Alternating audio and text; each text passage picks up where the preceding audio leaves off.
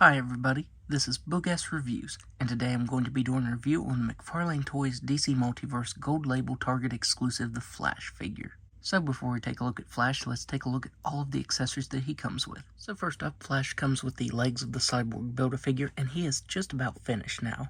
For a placeholder, I have the new 52 Cyborg head on this, and this thing is so tiny on him it doesn't fit him.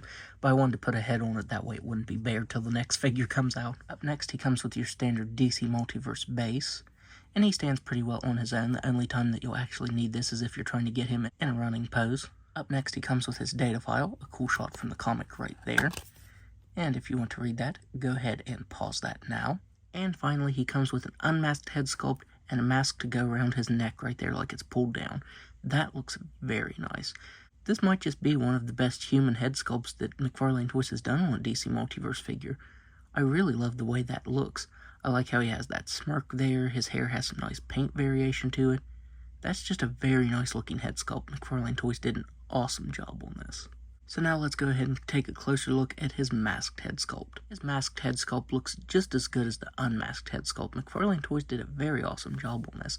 I love how you can see the wrinkles there on the mask on his forehead. That looks really good. I wish we would have got some more wrinkles sculpted on the suit, like here on the abs, across the bicep. That would have looked really good. My main complaint with this is that it's not quite the same shade of red as the rest of the suit, and there's a reason for that. When I was switching the heads out, let's just pop this off here. If you look inside, for some reason he is cast in yellow and red is painted over top of that. I don't know why they would have cast this in yellow, since the only yellow is right here on the wings on the side of his head. You can see a little bit of a weird splotch right here. It almost looks like glue or something. There's just a little bit back here. But yeah, that's why the color doesn't quite match up, because they painted red over top of yellow. Other than that though, this is a really cool looking head sculpt. His logo came out very clean, that looks very nice. He actually has some slight texturing to his suit. You can see it there in the light showing up, like right here and here, you can see that slight texturing, and that looks really cool. The only weird thing is this whole figure feels like it has some marbleized plastic in some places. Like right here you can see like a swirl in the plastic here on his abs, and a swirl right here on his leg.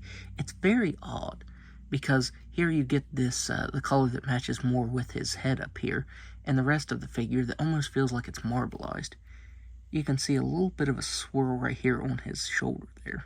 So yeah, that's kind of odd. The yellow bolt right here is actually sculpted and painted on.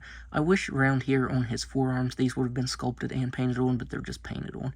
Looks a little flat just being painted on there. He has some really nice yellow boots. The colors really stand out on this. But again, you get that weird swirling plastic like it's almost marbleized. I don't know if that's actually the color it's cast in and yellow's painted over top of it, but you can also see that line running down over here too. So it's really weird that there are those weird lines on this figure. Other than that though, I think it looks pretty cool. It's really not noticeable unless you like hold it up to a light like this, like on my review station. If you have it back here though, it's really not noticeable. So now let's go ahead and go over his articulation. He has a ball-jointed head that can look up all the way. He can look down very slightly. He can move his head side to side. He has shoulders that can move all the way out. Some very nice butterfly joints. He has swiveled bicep, double-jointed elbows that can bend all the way in. Wrists that can move up and down and spin all the way around there. He has a ball-jointed diaphragm and waist that can move back all the way.